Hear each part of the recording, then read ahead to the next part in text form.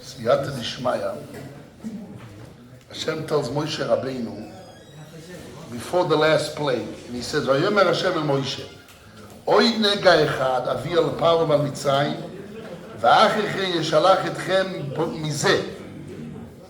One more plague, and it will send you away. Keshalcho kalo garesh etchem mizeh. He totally gonna, when he sends you, totally is gonna send you, not only Moshe Aaron, he's gonna throw him out of his palace, rather the whole Jewish people. Kalo means totally. Garesh etchem mizeh, he told you divorce, throw you out of here. So then Hashem says, Daber no, please speak to the Jewish people.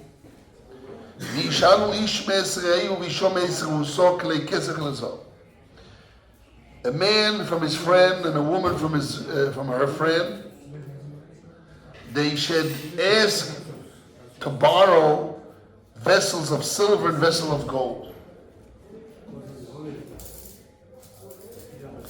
Vayiten Hashem escheino b'nei Mitzrayim. Hashem gave grace of the nation in the eyes of Egypt, and they borrowed and they lent them all those things.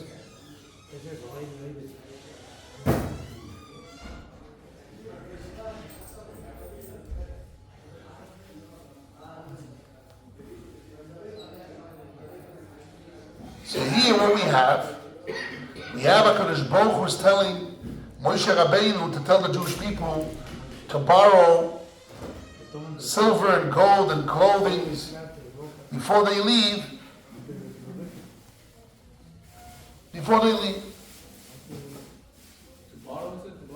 Yes, Vishalu. Now we know Chazal teaches the reason why they borrowed it, because that caused the Egyptians to run after them. Because when they heard they're not coming back, so they wanted their money back. So it was a push for them to run after them. But Lemaise, Hashem said it, He set them up. And they cheated the Egyptians. It was a period of time that the Egyptians demand money from the Jewish people. That the Jewish people deceived the Egyptians. So there was a guy named Gvir ben Psisya. He told the rabbis, I'm going to go answer them. And he gave them an answer, and he says, we were slaves, you never paid us. So if you count the amount of money they owe us as slaves, it's nowhere compared when we took silver and gold out of them in the end. So it sounds like he was telling us like a payment. But Hashem told Moshe Rabbeinu to tell the Egyptians to deceive them, to lie. This needs understanding why Hashem commanded the Jewish people to deceive. I understand that it was a gain, that because of that, as the Chizkuni says, that because of that, the Egyptians ran after the Jews. But, as if Hashem is telling the Jewish people, they should commit a sin, kind of deceive the Egyptians. This needs an explanation. Maybe the Rebbe's, they tell them, ask them what seat of law did they? Again? Maybe the Rebbe would say, I don't know. Under what seat of law did they do such a thing? That's what I'm talking about. Yeah. Under what sefer law they were able to do such a thing. Okay. They have the rights to get paid spiritually, but how they have the rights to deceive them? Okay. So maybe in Mikesh Takash, or somebody that steals from you, you're allowed to deceive him to get your money back, like you have a worker. And he wants to stop. If he wants to stop in the middle of the day, and if by him stopping working, you're going to be destroyed, you're going to lose what you started. So you're allowed to deceive and tell him, I'll give you more. Just finish a job, and then when the job is finished, you give him normal. Because you want to deceive him, you're allowed to deceive him because he's hurting you. So maybe it was in order to, you're allowed to deceive them.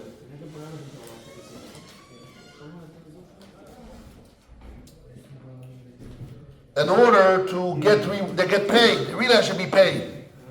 So the only way to be paid is to deceive them. Rabbeinu Bachye says as follows: Ve'ein ze gnevas das. That's not considered stealing the das of the Egyptians. Shitzaba b'Hakadosh Baruch Hu has shown that Hashem will command to deceive the Egyptians.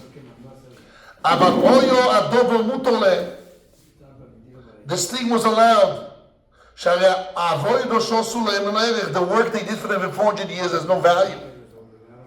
There's no, the payment of the work and the value is no end and goal.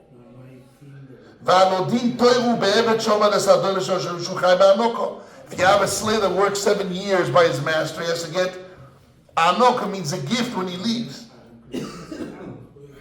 Can't send him empty.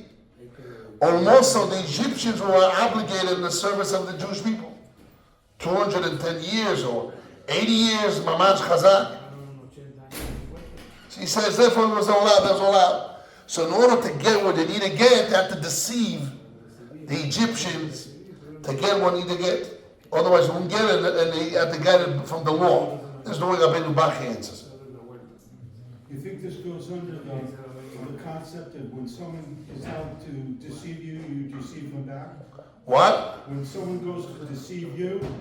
That's what I said, like a worker. If somebody deceives you and hurting you, you'll have to deceive him back in order to win the point, otherwise you get lost. So the only way they will leave without any money, they can never get it back. Yeah. So they had to do a trick to get it, but really was a proper money. This is Rabbeinu Bachye's explanation. Maybe really go for this as go for part of the markets. Yeah, market 10 markets. One of the markets take money out of that. Oh, that's a better way. One of the hurting to hurt the Egyptians was to deceive them and find out afterwards is wrong. So they caused them to run after the falling, but it's part of the markets. But when they saw they died and it says Mitzrayim and the Kiyasamtu, so Potu really they had to bring it back. Really it's another explanation. So they really have to give it back. But the owner died. So you don't have to give his children. But he had debt. The debt, okay, he owes me other money, I'm allowed to hold it back. But the mice of deceiving lechatchila, that's something that needs explanation. What? Why not just steal it? Why not steal it? They were under their hands, they couldn't steal it. There's two slaves, they're still in Egypt. They didn't leave. Yet. They took the money after with darkness. But really what I'm thinking deeper in this story is all this was a preparation for the Jewish people to leave Egypt and to build their own kingdom, to receive the Torah and to have their own kingdom. It says that the Jewish people left Egypt, each one left with donkeys full of 6 donkeys, 60 donkeys full of, who knows, a lot of gold and silver and clothing. Which means, if the Jewish people now are going to receive the Torah and have to build a new nation, they have to have wealth, they have to have their own wealth. Can't just leave from slavery and build their own nation, empty-handed. Although in the desert, the Jewish people had miracles, they had food as a miracle, the clothing didn't rot, didn't get destroyed, but they did trading, they trade with the nations around, as the Midrashim explains in length. They had money, they had their own cattle, their own animals, etc.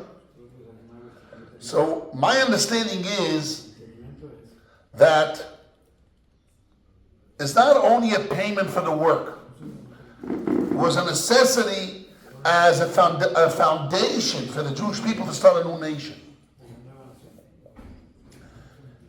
The other day, the other hour, a rabbi told me, he was a rabbi in Italy, and he went to visit the Pope. And he went through all his buildings and gold and silver and everything there. And he says what bothered him, he said he felt that the Jewish people don't have a home. The Christians have a home. They have Rome, they have the kingdom, The Arabs have Mecca, they don't have a king, but they have a home. Our home is no home. We don't have a home. The Beis HaMikdash is destroyed. And what do you have in the home? You have a leader.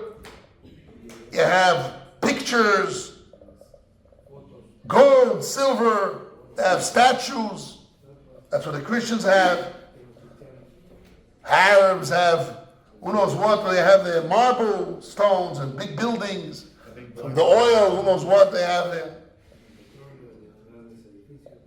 But the Jewish people don't have it. One of the things, if you look at the prophecy of Yeshayahu Hanavi, Isaiah the prophet, is that Yeshayahu Hanavi says that when the Jewish people come back from exile, they will suck the chelev goyim yunoku. They will suck the chelev. Chelev means the fat of the nations who bring it to Eretz Yisrael to rebuild the kingdom of HaShem. And all the goyim will throw up on us all their wealth in order to be part of rebuilding a house of HaShem, which is for the whole world. So we want to be part of their fat, their chelev, and all the wealth will be poured in here in order that, because this is a house for all nations. It will be a new house for all nations.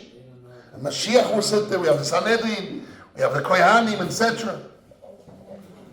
And that wealth has to come, because wealth represents the kingdom.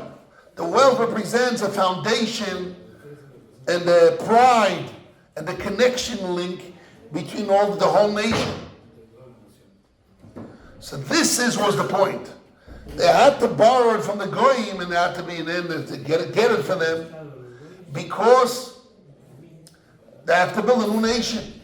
So they had to get all the Mitzrayim. They cleaned out like an area full of fish, and you clean out the whole area from the fish. They clean it all out. They cleaned out Egypt from the fish, from the wealth. And also in Biza Sayam, they clean out all the wealth. Why do they need those wealth? Because we're going to build a new nation that will influence the world and influence themselves. You need to have the wealth. And that's what happened. So here it happened by force. That they tricked them. Because the Egyptians were not in the right state. But in the future, the Bezrat Hashem Mashiach Tzidkenu will come. So all that wealth will come without borrowing and deceiving the goyim. They will give it themselves from a free will. As you look in the Psukim Yechezkel and Yeshayahu. And that wealth has to be here in order to build a nation. For a long time, I wanted to build the Banca of Zion. You have Bank of Roma, that everybody puts their wealth, the gold of the whole world is there, all the 1.5 billion Christians. You have to build Banca of Zion. The Bank of Zion. And people will trust, will give all the wealth here. Why? Because this is the house of the whole world. The house of all the nations. Beis HaShem. It has to come from a free will, from understanding. Bezrat Hashem. Hopefully nowadays, we'll see that Kovod Hashem, honor of Hashem, and that all that wealth which brings Kovod Hashem, and as a united factor for people to serve Hashem.